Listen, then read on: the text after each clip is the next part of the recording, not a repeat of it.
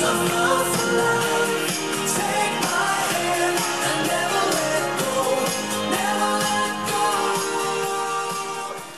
guys, microphones ready, steady.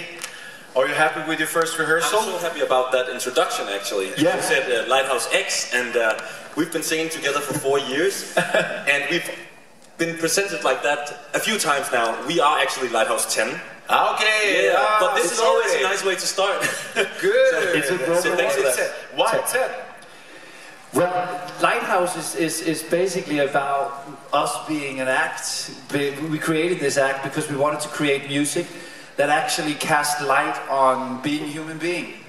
Both when it's difficult to be in life, but also when it's good to be in life. But we want to talk about how it is to manage life in general. And that's the Lighthouse part. And the 10 is actually, it's like yin and yang. It means harmony and balance. So the name is about that. I'm so sorry, I made it. No, it's so fine. And how was it on stage? It was very cool. A lot of impressions, first impressions. So we had some difficulties with the mics. Johannes and I got the wrong mics, or bell packs, we don't really know. So he has my voice in his ears, very, very loud. And he screamed and stopped, and that's not nice at all. And I was almost killed. You're so dramatic. No, we have like fireworks on stage, and I was a bit too close to the fireworks. So yeah, almost died. But you're still here. I'm still here. Yeah, everything's good. So yeah. So you had a fun time in the viewing room then, watching all this. Yeah, it's very fun, definitely. Yeah. Guys. How does it being an actor help you in music? I mean, what passion, where lies the most of the passion, music or acting? I think it varies from who you ask of the three of us. Well, for me, I think maybe it's changed through my life so far. I'm 30 now, and I think music has always been a part of my life, but so has acting actually. And right now, acting is has been my main focus for the past 5-6 years, and then we started this group 4 years ago. So I mean, I wouldn't live without any of the two things. So it's a mix, yeah. And it helps us actually. It's kind of cool because for me, acting and singing, it comes from the same spot in the body. It's the same energy. So it's helping to do both. Yeah, makes it all better, hopefully. For you? Well, I agree. It's a mix of that. But I started out as a singer and a musician when I was 16 years old. I had a boy band called C21, and we traveled around the world actually. So music was my ignition, and I probably would say today music is my priority. But I think it's important to say that we didn't actually start this group saying we want to make pop music right now. We started 4 years ago because we were all at places in our lives where we felt like we needed something different or something more than just looking ourselves in the mirror. Because that's a lot of the work we do is only about us and with the business and always getting a new job and always like being the best you can, the best version of yourself and stuff like that. And I think that we were just like, this is the time to kind of change that and do something that could do good for other people. Have you been competing? I mean, height, you look similar for the same roles in films or TVs? No, not really. No. Actually, no. I thought you maybe met on a casting and then thought, okay, let's start a band. Start fighting.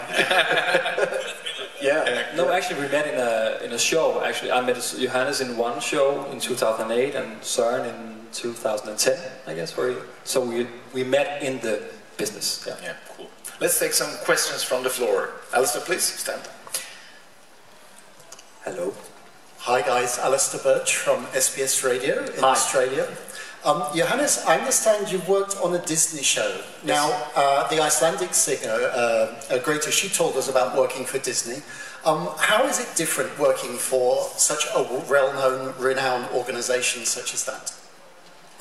You mean different from doing other productions? Yeah. Well, I've always loved Disney, and I actually came to get a really great relationship with the people from Disney Theatrical Group in New York, who were a big part of. I did Aladdin in Copenhagen, which was the first production in Europe, and it was really just. I mean, they wanna know everything that's going on with their material, which is, I think, a really clever move, because then they can always do it the right way. And when they are like they are, and they're so nice to work with, it's just a joy, really, yeah. And I love Disney. More questions? So guys, how is it to be so close to Sweden, and have you been in here working? I mean, we're neighbors, basically, so musically.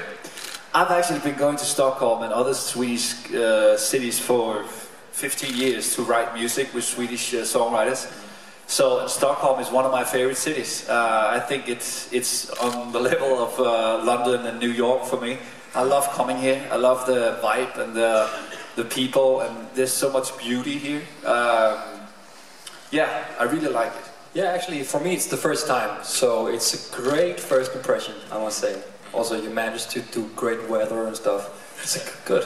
When you listen to music yourselves and produce and write, and you know, is Sweden one of those countries you look a little extra to, considering, you know? I think you have an amazing pop tradition. As a songwriter, I'm so very inspired by your pop writers, and I love the fact that you really find pop credible. In Denmark, it can be credible, but it's sometimes pop can be something you look down on in a way. But in Sweden, you really nourish it and you know, respect it as a craft, and I love that. Yeah, Max Martin is obviously one of the famous ones, but there's so many gifted people here. You've been releasing stuff. So what is the future for you guys after Eurovision? What are your aims and goals? What would you like to do? Is it more music or is it more acting? Actually, we've been asked that a couple of times now, but the Eurovision has just been such a big part of our lives and careers right now, so we didn't have time to think about what comes next, actually. Yeah, and the thing is that because we were in a Danish local competition, like the big Eurovision, but just for 10 acts in Denmark, and when we were in that show or in that competition, since we won that Danish competition and until now, we've all had so much to do, and I've been working on a show, and the guys have been working on other stuff as well. So I mean, and that's what we do with this band, because it's so charity work is such a big part of the group, and so we also have to have other jobs aside from the group, which is really nice, because we like that. It's a good mix. It gives us something, and it gives us something to write songs about as well. And so it's a matter of many things, including time. Yeah, and we never expected actually to win the Danish competition. So we needed to get all the preparations done and find the time to do that. So yeah, but so we'll see. That's your management's problem, to get you three together, to try to fit some rehearsals and press. A lot of calendar work there. Yeah, yeah. Okay, questions? The back there in black t-shirt, please. Hello, Lighthouse X, it's JP from Radio International. You young guys in Denmark had quite some nice history at the Eurovision Song Contest. What are your personal favorites from the past at Eurovision and from the Danish side as well? Yeah. Yeah, there's kind of a good tradition being in Sweden. We won the 2 last times, but no more about that. My favorite Danish act was probably the Olsen Brothers, 2001, wasn't it 2001? Yeah. 2000. Okay, yeah. A wonderful song, great guys, strong vocals, just a beautiful pop tune. And your Loreen, yeah, one of my absolute favorites as well. Yeah, she came and performed in the Danish finals as well. I think if we're not talking about Danish acts, the one song I remember the most, I don't even remember what her name is. Maybe she's from Greece. You are the one, you're my number one. Elena Paparizou. Yeah, I love that song. I heard that all summer long that year. Greek-Swedish girl. Nice. Yeah, more questions? Yes, Elsa, please. Hi guys. Another question for all three of you this time. You mentioned the charity work. I think you support children. Yes. Can you tell us a little more about that? And which came first, the social aspect of your band or the music? Yeah, great question. Yeah. As Johannes touched on, we really gathered around the urge to do a difference, make a difference for other people in this our society in Denmark, but in the world as a whole. And we find that music is a wonderful tool when you want to create unity and tolerance and understanding, across race, religion, age, nations. And so we actually started it with that, DNA and philosophy, that we wanted to make pop music that had a message to it. And then we started writing songs and created these very strong relationships with different kinds of organizations that helps kids and youngsters that are troubled or vulnerable, because we have our own personal histories as well. We have not just been a success all our lives. We've been struggling in our youth as well. So we know about being in this dark place in life and how much it matters when we reach out and get some help from loving people around us. Yeah, and actually that's kind of a weird thing. We decided to make a pop group, but instead of starting singing, we started talking.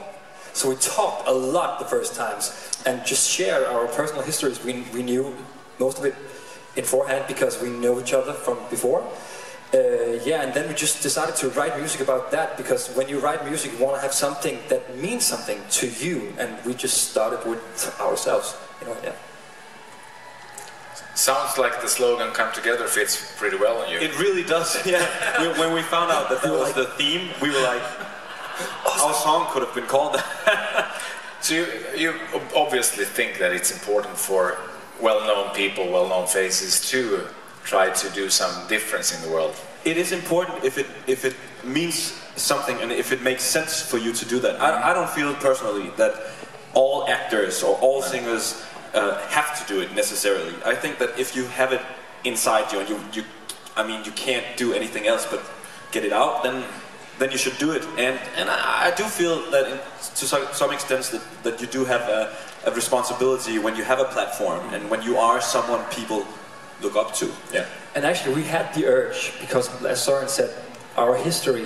For example, I was the fat kid in school. I was bullied a lot and have a very low self-esteem and stuff. So I find it so important to tell these small children that there is a light at the end of the tunnel, if you put it like that. Because when you're 12 and you get bullied and you're fat and you sing in a church choir, which is not cool in Denmark when you're fat and get bullied, it can seem so dark.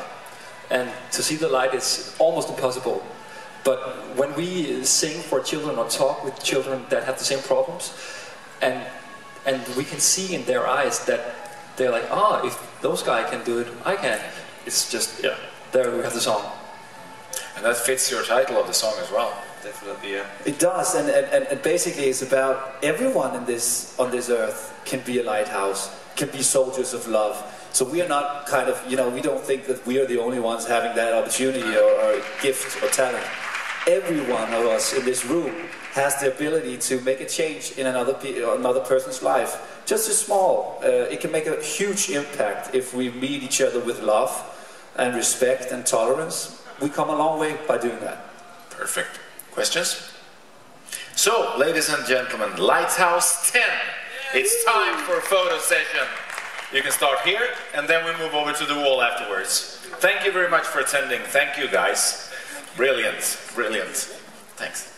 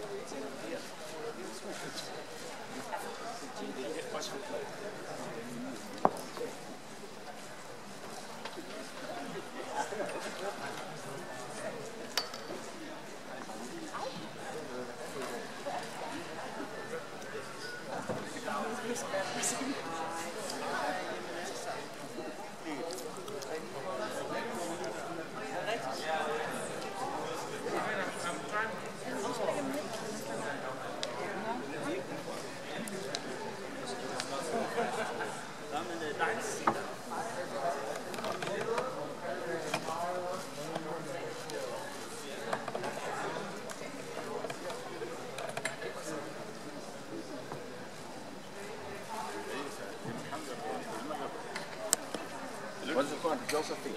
Ställ en kille upp och ställer frågan. Och ser samma fel. Ja.